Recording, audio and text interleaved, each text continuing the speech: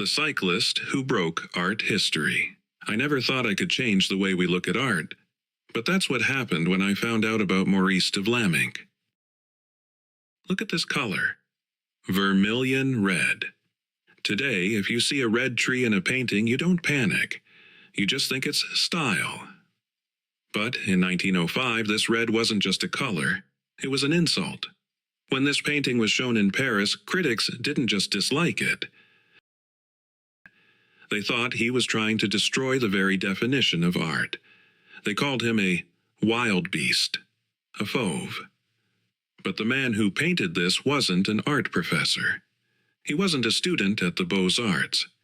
He was a semi-pro cyclist and a violin teacher who hated museums. And he is the reason modern art looks the way it does today. To understand why Vlaminck's art was so shocking, we first have to talk about technology. Before the mid-1800s, painters had to mix their own pigments in the studio. It was slow, and the colors were often muted. But when the industrial paint tube became cheap, everything changed. Paint was suddenly portable, and more importantly, it was pure. Most artists mixed these pure colors with oil to soften them. Maurice de Vlaminck did not. He squeezed the paint directly from the tube onto the canvas. No mixing, no polite blending. He said, "I wanted to burn down the School of Fine Arts with my cobalts and vermilions." He wasn't painting a landscape. He was painting his own rage. The explosion happened here. The Salon d'Automne, 1905. Room 7.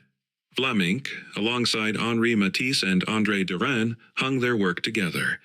In the center of the room was a traditional, Renaissance-style statue. Surrounding it were these screaming, neon paintings. An art critic named Louis Vaucel walked in, looked at the contrast, and made a joke. Donatello among the wild beasts. The name stuck. Fauvism. Critics hated it. But for Vlaminck, this wasn't about being famous. It was about instinct. He was an anarchist. He played the violin in night cafes. He raced bicycles for cash.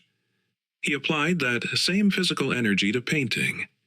He treated the canvas like a drum he was beating.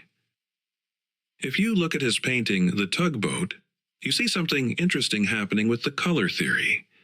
He puts complementary colors right next to each other. Blue next to orange, red next to green. When you do this, the colors vibrate visually. It makes the painting feel uncomfortable and alive. Vlaminck didn't care if the water looked like water. He wanted you to feel the chaos of the water. But here is the twist. Fauvism didn't last. By 1908, it was basically over. You can't scream at the top of your lungs forever. Eventually, you lose your voice. Vlaminck changed his style. He started painting dark, moody landscapes.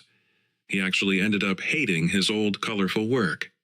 He moved to the countryside and became a grumpy old man who wrote angry books about modern life. But for those 3 years, the cyclist from Chatou changed everything.